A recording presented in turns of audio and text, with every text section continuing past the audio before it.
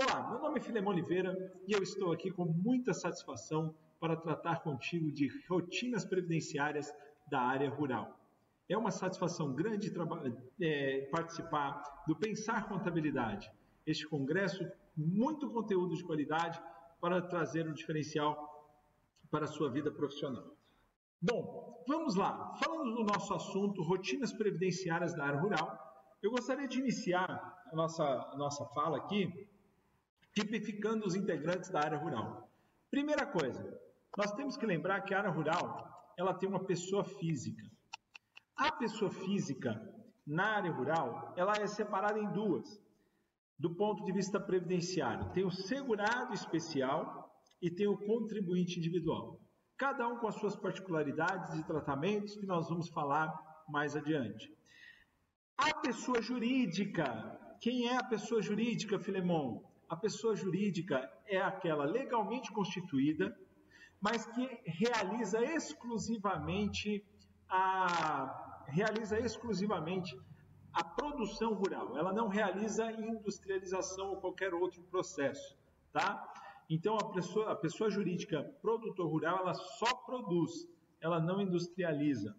A agroindústria, diferente da pessoa jurídica normal, a agroindústria ela tem no mesmo âmbito, na mesma análise ou no mesmo âmbito, a produção e a industrialização. Então, ele produz da área rural e também faz a industrialização. Os dois no mesmo ambiente, no mesmo âmbito. O prestador de serviço. O prestador de serviço é aquele que realiza serviços predominantemente rurais. Por exemplo, aquela empresa que realiza preparo de solo, subsolagem, gradagem e assim sucessivamente. Aquela empresa que realiza, por exemplo, cercamento. Isso são serviços predominantemente rurais e, portanto, eles têm um tratamento específico, principalmente quando se trata de terceiros. E o consórcio simplificado de produtores rurais. O consórcio simplificado de produtores rurais, ele, do ponto de vista previdenciário, ele se equipara a uma pessoa física contribuinte individual. No entanto, ele tem personalidade, embora a equiparação da personalidade física, ele tem que ter inscrição do CNPJ, ok? Então a gente vai falar um pouquinho sobre isso mais adiante no nosso conteúdo, ok? Bom, segurado especial. Então quem é, Filemon, o segurado especial? O segurado especial, ele é uma pessoa física, residente no imóvel rural ou aglomerado urbano ou rural próximo a ele. Então, essa pessoa, ela pode ser uma pessoa que mora em aglomerado urbano, pode ser uma pessoa que mora na área rural ou próximo à área rural ali, que é onde ele exerce a sua atividade, tá? Ou em regime de economia familiar. Ele pode exercer a sua atividade individualmente ou em regime de economia familiar. Mesmo que ele tenha auxílio eventual de terceiros, a título de mútua colaboração. Bom, ele pode até ter um auxílio de terceiros, principalmente aquele que é alguém que é o parceiro, é o meieiro, é aquela pessoa que está em colaboração com a sua atividade rural. No entanto, para ser segurado especial, nós temos algumas condições muito importantes de serem observadas. Primeira condição, que ele tenha um limite de até 4 módulos fiscais. Isto é um limite. A sua propriedade ou local de sua produção não pode ser superior a 4 módulos fiscais. Segunda situação, ou segunda situação, tá? Ele não pode ter empregados em caráter definitivo. Por quê? Porque ele não pode ter, ele tem um auxílio eventual. Então, isso caracteriza que ele não tem funcionário em caráter definitivo.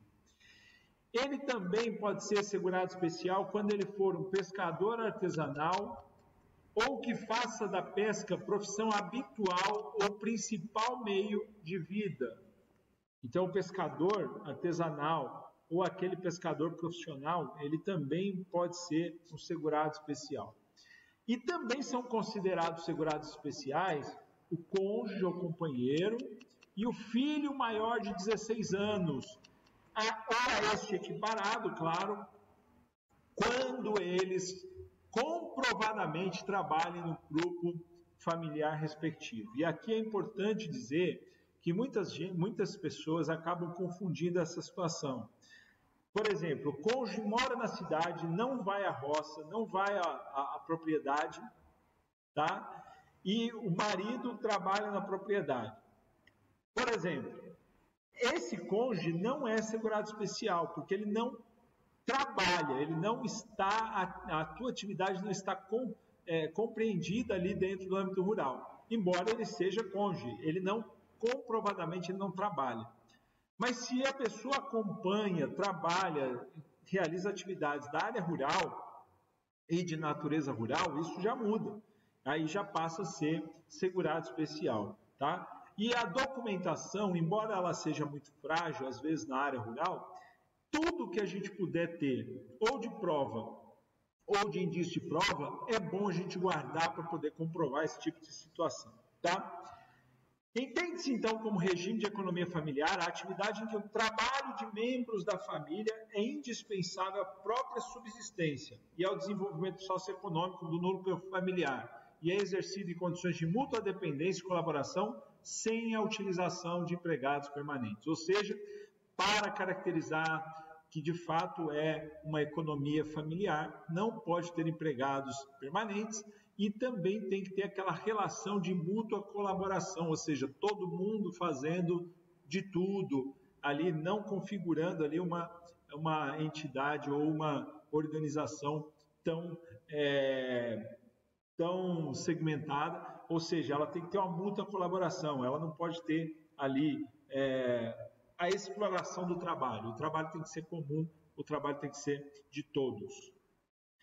Já o contribuinte individual, ele tem uma característica, que ela é um pouco diferente do segurado especial. Por quê? Primeiro, porque ele não tem a limitação dos 4 módulos fiscais. Ele não está limitado a 4 módulos fiscais, ou seja, o contribuinte individual, ele vai realizar a produção acima de 4 módulos fiscais. Ou, quando for abaixo de 4 módulos fiscais, ele tem a atividade pesqueira com auxílio de empregados ou prepostos. Então, na verdade, se ele tem um empregado, ele passa a ser contribuinte individual, mesmo sendo uma produção abaixo de 4 módulos fiscais. Ou, por intermédio de prepostos também, ele vai ter a obrigatoriedade de ser contribuinte individual. Então, nesse caso, o contribuinte individual ele passa a ser um empregador comum, um empregador normal, que vai ter lá as suas regras de empregadores normais, diferentes um pouco do segurado especial, por ele ter a vedação de trabalho em caráter definitivo. Pessoa física intermediária.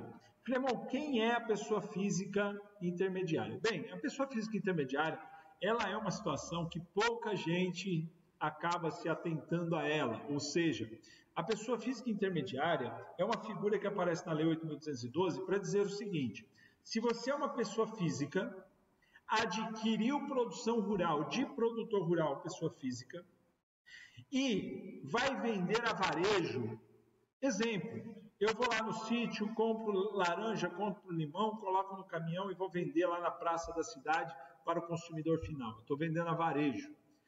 Esta pessoa física, ela é reconhecida na legislação como pessoa física intermediária.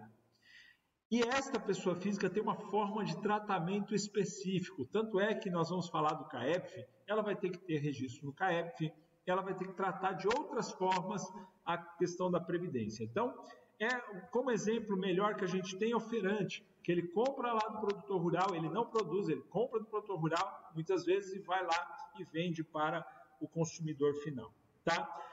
Quando ele adquirir essa produção do produtor rural, pessoa física, ele tem que dar a esse produtor rural, pessoa física, uma declaração dizendo que aquela produção será vendida exclusivamente no varejo, porque isso vai fazer com que a responsabilidade tributária da operação passe a ser da pessoa física intermediária e não mais do produtor rural, pessoa física.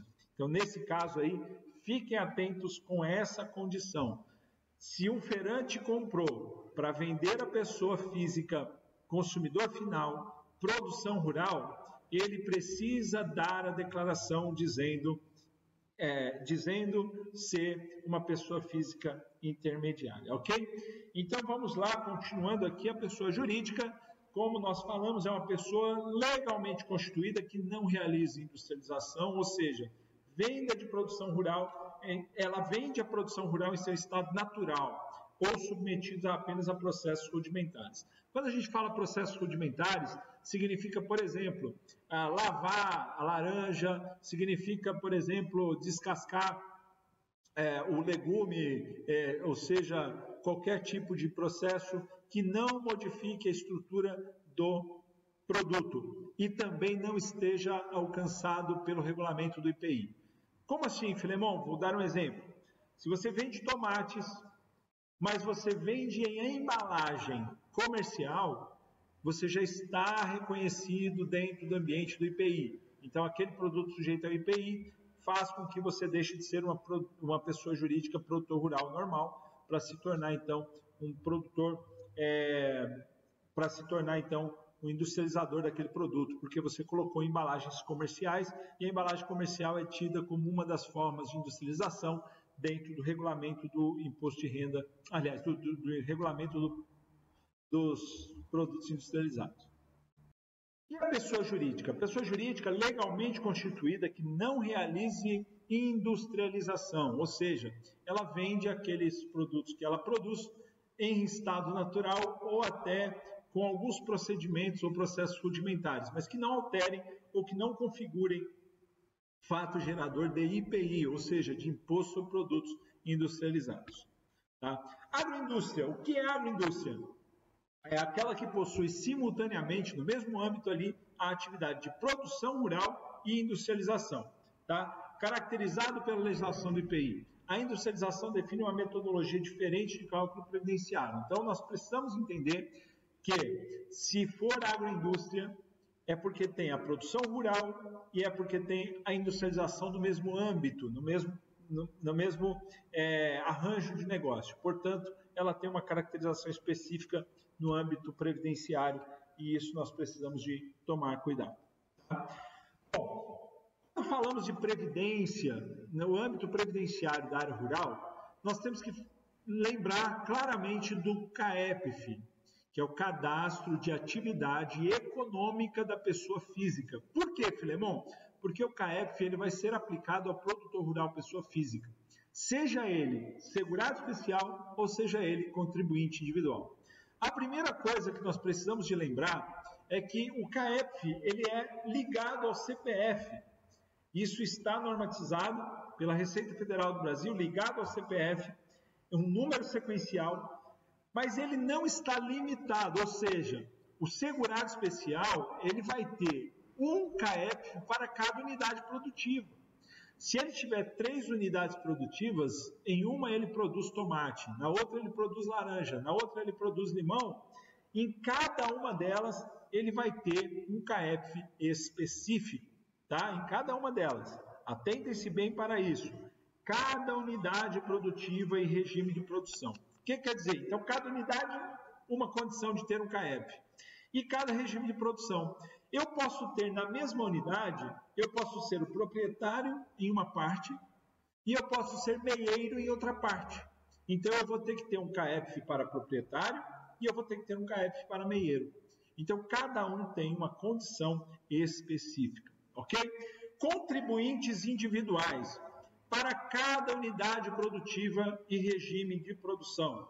Da mesma maneira, um CAEPF para cada unidade produtiva e outro CAEPF para cada regime de produção. Nesse contexto, mesma regra aplicada ao segurado especial. Se eu tenho 3 unidades produtivas, tenho 3 fazendas, eu tenho 3 sítios, eu tenho 3 propriedades e produzem, essas 3 propriedades terão CAEPFs distintos, cada um dentro da sua propriedade. No caso em especial do contribuinte individual, nós temos que lembrar também que ele pode ter um CAEPF também fora do ambiente rural. Ele pode ser, por exemplo, um médico com funcionário na cidade, ele pode ser, por exemplo, um construtor, ele pode ser, por exemplo, titular do cartório, então ele vai ter um CAEP para isso e um CAEP para a área rural, sem problema nenhum, ele vai estar disponibilizado dessa maneira. Quem mais tem que ter CAEP, Filemon? A pessoa física adquirente de produção para venda no varejo, ou seja, é a pessoa física intermediária. A pessoa física intermediária, que é o feirante, ele precisa ter um CAEP também, porque quando ele adquirir do produtor rural, ele vai ter que fazer o recolhimento previdenciário, e isso aí vai estar regulamentado através do CAEP.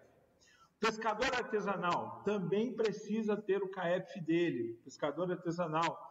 A pessoa física com empregados, qualquer pessoa física com empregado, tá?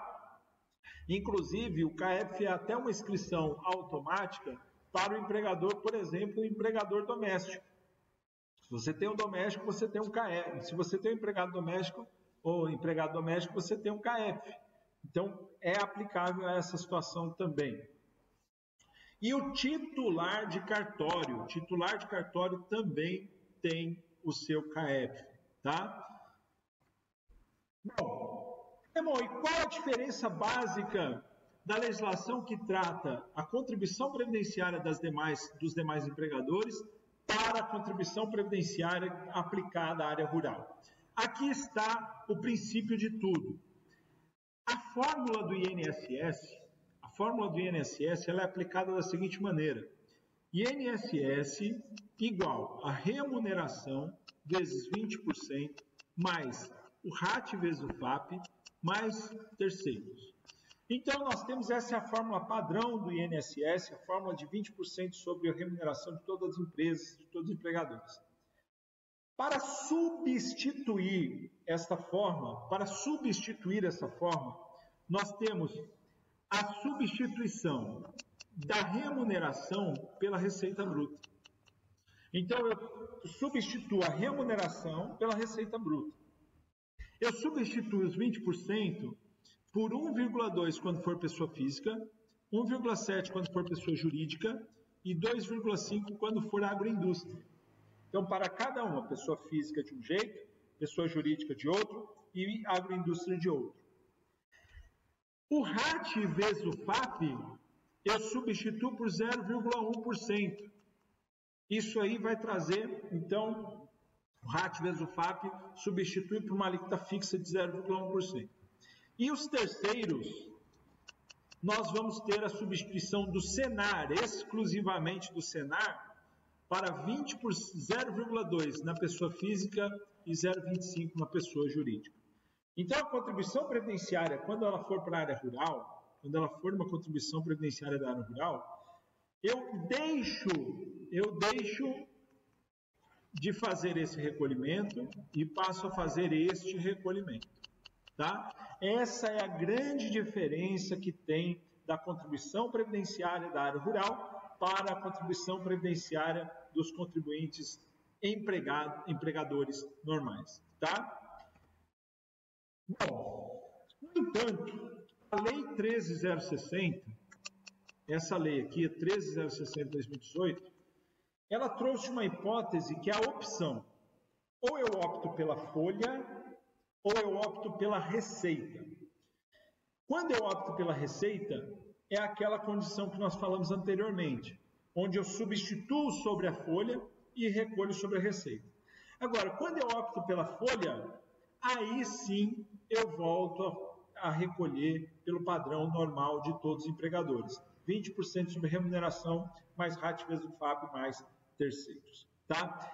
Esta opção pela folha de pagamento ela é feita anualmente, uma vez por ano, na competência de janeiro para os produtores rurais, pessoa jurídica e pessoa física, que tiverem a sua operação no mês de janeiro, e se a iniciação, ou seja, se o início das atividades forem no meio do ano, por exemplo, em junho, eu tenho que escolher isso na primeira competência de atividade do produtor rural, tá ok? Então, ela é feita no mês de janeiro e tem um detalhe importante, ela vai ser irretratável para todo o ano calendário. ela é irretratável para todo o ano calendário. Então, nesta maneira, nós vamos manifestar o pagamento, nós vamos fazer o pagamento e vamos optar. Filemon, e se não houver pagamento? Não houve opção, porque o que a lei fala é pagamento. A lei não fala sobre informação, a lei fala sobre pagamento. Então, se não houver pagamento, não se fala em opção, tá? Então, atentem-se bem para isso, porque o produtor rural que não efetuou o recolhimento do tributo, ele não optou. Portanto, ele está ali ele tem que decidir ainda o que ele vai fazer com relação a essa condição. Tá? Bem, quando a gente fala de receitas de comercialização na área rural, logo vem à mente, claro, a venda do produto normal, do produto de produção rural. No entanto, nós temos outras receitas que também vão integrar esta receita bruta, que é o conceito da receita bruta. Ainda vai integrar isso aí. Que, primeiro, a comercialização da produção obtida em razão de contrato de parceria ou ameação do imóvel rural. Bom, se eu tenho uma parceria, uma ameação, tudo aquilo que eu vendi, através disso, naturalmente eu vou ter uma condição ali para oferecer ao fisco. Tá? Então, a comercialização da produção rural obtida em contrato de parceria ou ameação, a comercialização de artigos de artesanato. E olha que interessante, porque o artigo de artesanato, quando ele é feito na área rural, o artigo de artesanato da área rural, ele é integrante à receita bruta da contribuição previdenciária, seja ele pelo segurado especial, pelo contribuinte individual ou qualquer um, ok? Então, atentem-se a essa situação. Bem, serviços prestados, equipamentos utilizados, produtos comercializados no imóvel rural, desde que a atividade artística, entretenimento e desenvolvida no próprio imóvel, inclusive hospedagem, alimentação, recepção, recreação, atividades pedagógicas, bem como taxa de visitação e serviços especiais. Olha que importante, que interessante. Cada dia mais no Brasil cresce uma coisa chamada turismo rural. São as propriedades rurais abrindo as suas portas para receberem visitantes, para receberem pessoas que vão ali utilizar o seu espaço. Nesse contexto, se você tiver lá dentro um restaurante, se você tiver lá dentro uma hospedagem, se você tiver lá dentro itens de diversão que dependam de pagar um bilhete, uma taxa de visitação ou coisa parecida, toda essa renda ela é reconhecida dentro da legislação como receita bruta sujeita à contribuição previdenciária. O valor de mercado da produção rural dada em pagamento ou que tiver sido trocada por outra, qualquer que seja o motivo ou finalidade. O que quer dizer isso, Filemon? Vamos lá. Detalhe aqui é o seguinte: o valor de mercado da produção rural dada em pagamento ou que tiver sido trocada por outra quer dizer o seguinte: se eu tenho um caminhão de milho e troquei por um caminhão de sorgo, eu tenho que mensurar qual que é o valor do milho e qual que é o valor do sorgo de mercado e reconhecer este valor como receita bruta de comercialização. Porque na legislação não existe necessariamente troca. O que existe é uma compra e uma venda com compensação. Então, a compra e a venda, nesse caso específico, ela vai ser reconhecida. Portanto, a venda gera receita e receita tem que ser tributada. E a atividade artística? Pode ser uma festa na roça, pode ser uma festa, desde que explorando a atividade rural, esta festa que foi cobrado um bilhete ali para as pessoas entrarem e se divertirem, esta festa também é fato gerador da contribuição previdenciária. Então está aqui o item 5, atividade artística. Pode ser uma vaquejada, pode ser um rodeio, pode ser qualquer coisa que envolva ali a área rural e seja dentro da propriedade rural, ok? Então vamos lá, vamos continuando aqui. Terminado o conceito aí de receita de comercialização, nós temos que falar sobre uma hipótese que a lei trouxe na 13.606. E muito importante esse contexto, tá? Não integram a base de cálculo da contribuição deste artigo a produção rural destinada ao plantio ou reflorestamento. O que nós estamos falando de forma clara, Filemon? nós estamos falando aqui de forma muito clara e muito objetiva que, se tratando de produção rural, que é sementes e mudas são produtos rurais destinados a plantio ou reflorestamento. Então, sementes e mudas que estejam registrados, aqui ó, registrado no Ministério da Agricultura, Pecuária e Abastecimento, tá? Registrado no Ministério do Mapa, estes produtos não integram a base de cálculo, eles têm que ser retirados de dentro da base de cálculo. Outra coisa, o produto animal destinado à reprodução, à criação pecuária ou granjeira, ou à utilização como cobaias para fins de pesquisa científica. Na prática, todo mundo aqui vai lembrar o seguinte, são animais para cria, para recria, para engorda ou matrizes. Matrizes, por exemplo, o boi, a vaca matriz, o boi matriz, o touro matriz. Então, todos esses animais que não sejam destinados ali que sejam destinados para cria, recria e engorda, ou para reprodução, eles passam a ter isenção. Então, por exemplo, na prática, o produtor rural, pessoa física, vendeu bezerro para um outro produtor rural, pessoa jurídica, fazer engorda. Não tem o fundo rural ali, não tem o INSS, não tem a contribuição previdenciária, tá? Então, pode tirar a receita ali do meio. Mas esse produtor rural mandou o boi, ou mandou o bezerro, o boi, para o abate, para o matador, para o frigorífico, enfim, para o local de abate. Nesse contexto, há a incidência da contribuição previdenciária. Portanto, nesse contexto, como ele é destinado ao abate, ele tem a contribuição previdenciária. Isso aqui mostra o seguinte, que os animais, de uma maneira geral, eles só serão tributados quando eles forem com finalidade de abate, ou seja, no fim da cadeia. No início da cadeia, não haverá aplicação prática da tributação sobre este item, ok? Então, continuando aqui, vamos falar agora sobre formas de contribuição previdenciária patronal. Nós falamos, então, que existe pessoa física, existe pessoa jurídica e existe agroindústria. Portanto, vamos aqui trazer a seguinte situação. A pessoa física do tipo segurado especial, ela não pode optar. Obrigatoriamente, ela vai ser receita de comercialização, tá? Então, ela não pode optar. E as alíquotas aplicáveis à receita serão 1,2 de INSS, 0,1 de RAT, 0,2 de terceiros. Agora, quando falamos de pessoa física contribuinte individual,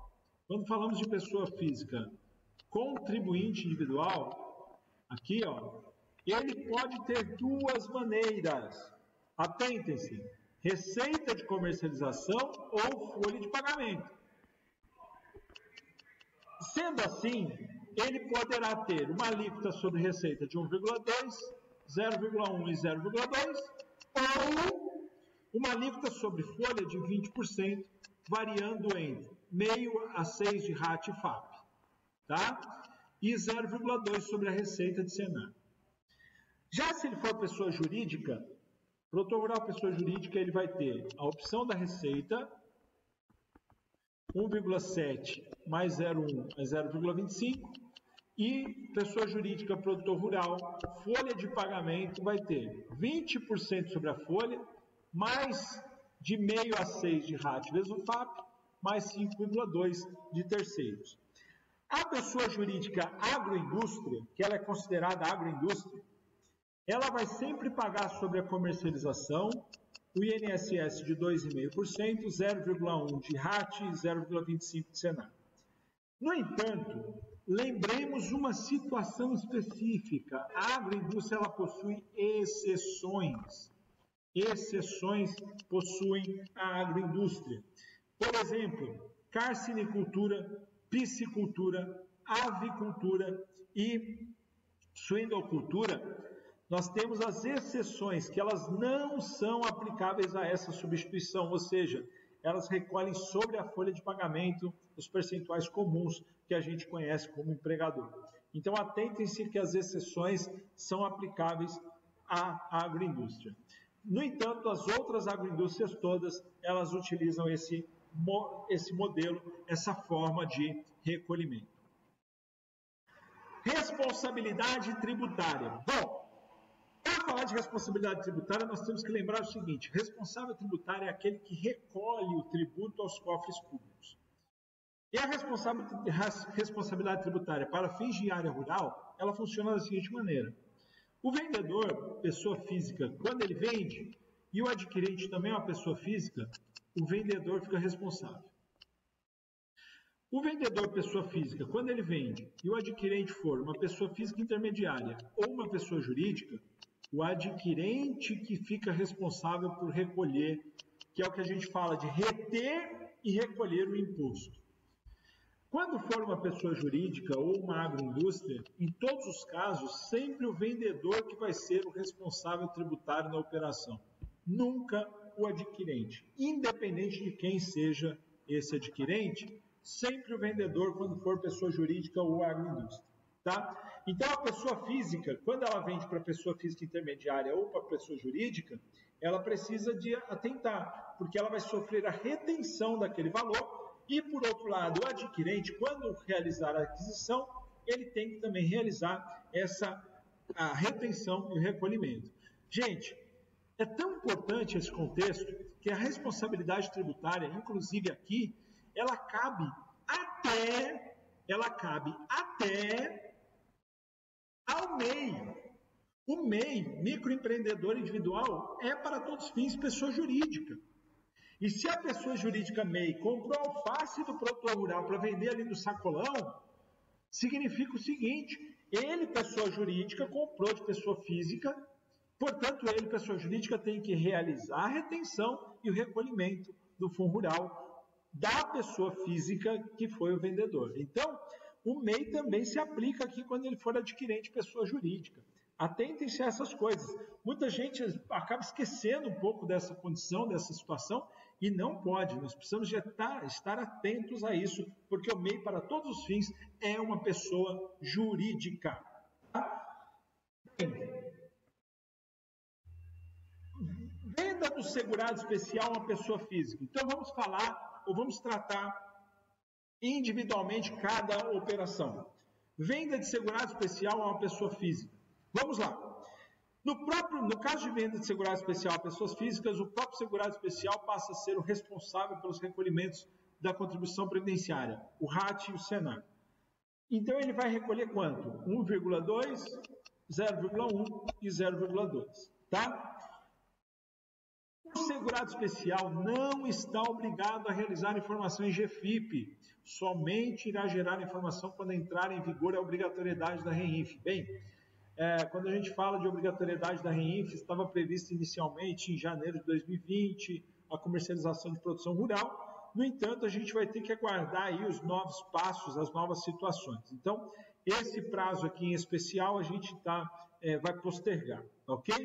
No entanto, ele vai calcular o valor de recolhimento devido e recolherá através da Receita 2704 em GPS. Só recapitulando aqui, o prazo de janeiro de 2020 já foi cortado, tá?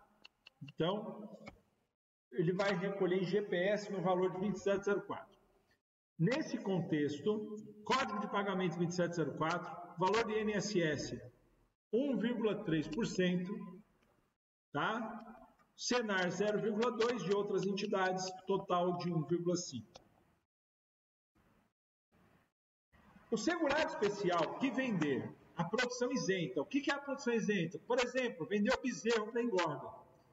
O segurado especial que vendeu bezerro para engorda, ele vai realizar apenas o recolhimento do Senar. Nesse caso, a guia avulsa dele vai ser da seguinte maneira: o código 2712 não tem valor de INSS e o valor de outras entidades vai ser de 0,2, tá? Então, atentem-se para isso. Se ele vendeu se ele vendeu produção isenta, ele tem a condição de não recolher a Previdência, ele só vai recolher Senar. O Senar é devido. Senar não está isento de acordo com a Lei 13.606, tá bom? O segurado especial que vender a pessoa jurídica também não está obrigado a realizar informações de GFIP. Portanto, o segurado especial, quando ele comercializa sua produção com pessoa jurídica, não possui nenhuma obrigação até a entrada em vigor do E-Social. Então, enquanto o E-Social não entrar em vigor para segurado especial, o segurado especial não tem obrigação nenhuma do ponto de vista de envio de GFIP, de recolhimento, quando vender para pessoa jurídica. Acontece isso quando o segurado especial, por exemplo, produz leite, entrega na cooperativa, produz leite, entrega no laticínio, produz carne, entrega no matadouro, enfim, quando ele vende frutas e verduras para o supermercado, isso acontece, então ele vai precisar de controlar isso aí, organizar isso aí direitinho. Tá bom? Optante pela contribuição previdenciária sobre a comercialização. Se for um produtor rural, pessoa física, que for contribuinte individual, optante pela comercialização, ele vai acontecer de mesmas alíquotas aplicadas, as mesmas alíquotas aplicadas ao segurado especial. Aí, nesse caso, então, nós vamos falar o seguinte: ele vai enviar duas GFIPs. A primeira vai ser o código FPA 604. O código FPA 604 vai constar os valores dos funcionários com as retenções, tá? Então, as retenções dos funcionários vai constar no FPA 604. Nesse contexto, portanto, a segunda GFIP, ele marca exclusivo da comercialização rural, faz com FPA 833 e não pode esquecer que no campo de compensação ele vai colocar 0,8%. Por quê, Filemon? A GFIP originalmente ela está prevista para 2,3%. Só que a Lei 13.606 ela diminuiu as alíquotas, portanto, foi adequado à GFIP a compensação de 0,8%, para que a alíquota efetiva passe a ser de 1,5%.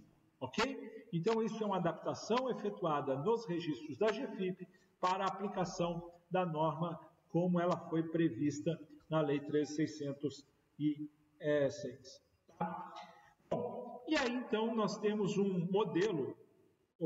Volta aqui, nós temos um modelo de como que ficaria essa questão. Aqui ficaria a comercialização da produção, o valor e a informação de que ela é exclusiva de comercialização de produção rural. Tá?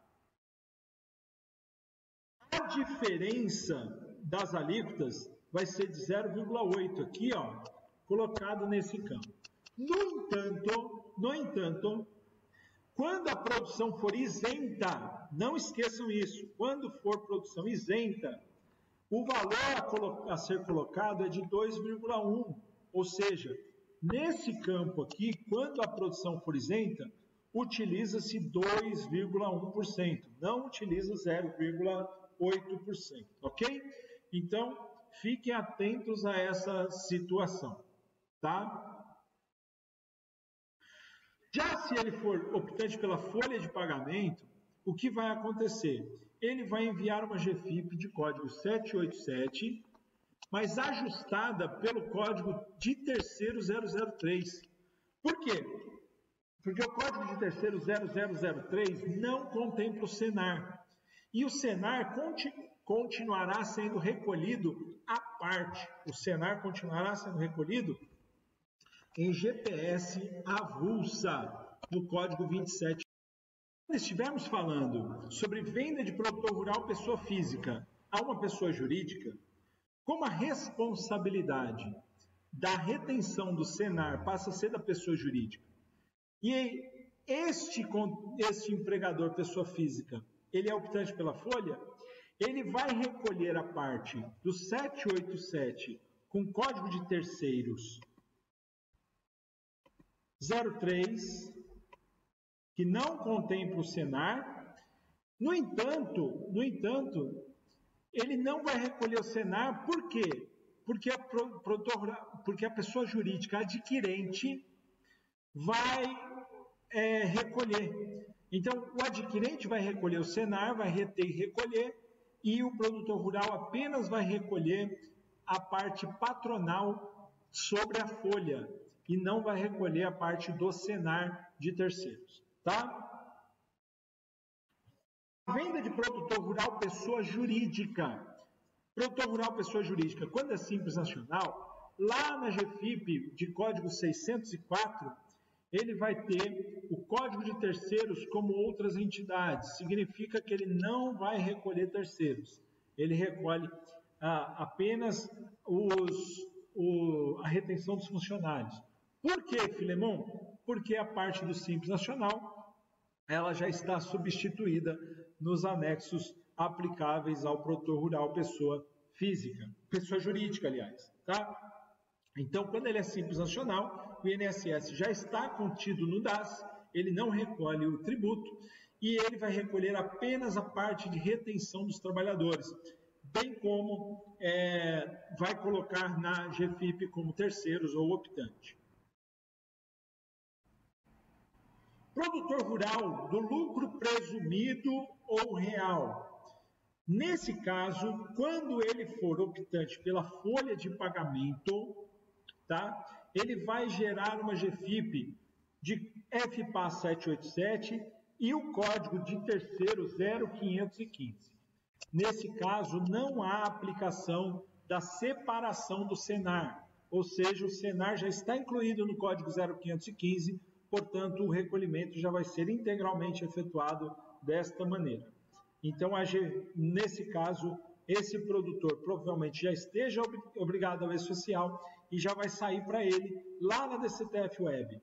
A parte do contribuinte previdenciário patronal, a parte do contribuinte previdenciário dos segurados, a parte dos terceiros e a parte dos riscos ambientais de trabalho. Quando há uma aquisição do produtor rural, pessoa física, por uma pessoa jurídica, essa pessoa jurídica ela precisa de informar, reter e recolher o tributo à contribuição. Nesse caso, se ela tiver obrigado ao E-Social e à REINF, ela vai informar no E-Social essa aquisição e esse valor já vai diretamente para a DCTF Web, para o recolhimento do CPP, RAT e Senar, tá? Então, o CPP, o RAT e o Senar vai já para a DCTF Web se essa pessoa jurídica for obrigada a DCTF Web. Sobre a folha de pagamento, não gera recolhimento. A empresa deverá realizar apenas o recolhimento do Senar e se for optante pela folha de pagamento, ou seja, se o produtor que vendeu for optante pela folha de pagamento, ele não vai sofrer retenção da contribuição previdenciária do Fundo Rural, mas ele vai sofrer retenção apenas do Senar. E o Senar não vai ser gerado de forma avulsa na DCTF Web. Aí o Senar vai ser recolhido em guia avulsa de GPS, nesse contexto, pelo código 2615. Ok? Então, atentem-se a essa situação. Quando a pessoa jurídica estiver sujeita a GFIP, ela vai gerar duas GFIPs. Aquela GFIP exclusiva de comercialização e a GFIP normal da sua empresa, com os funcionários, com a parte patronal, com a parte dos funcionários, tudo direitinho. Ok? Bom, gente, chegamos ao final deste conteúdo. Sei que é um conteúdo foi rápido, sei que o conteúdo foi objetivo, tá? Mas eu sugiro a vocês que nós estamos em constante mudança, tá? Em constante mudança, então eu sugiro a vocês que façam o quê? Eu sugiro a vocês que aprofundem nas operações. Se você é ainda um contribuinte empresário, uma empresa, um empregador, que está sujeito a GFIP, tem alguns procedimentos específicos. Se você já é sujeito a DCTF Web, tem outros procedimentos. Aprofundem, que com certeza vocês ainda vão encontrar muitas coisas para poder acrescentar este conhecimento a você. Espero que, de uma maneira geral, eu tenha acrescentado no seu ambiente a área rural, ou seja, que você tenha iniciado na sua área rural, e para aqueles que já tinham conhecimento, que foram validados nesse momento, nesse material, nessa palestra. Tá bom? Então, até uma próxima oportunidade. Muito obrigado pela atenção e fiquem com Deus.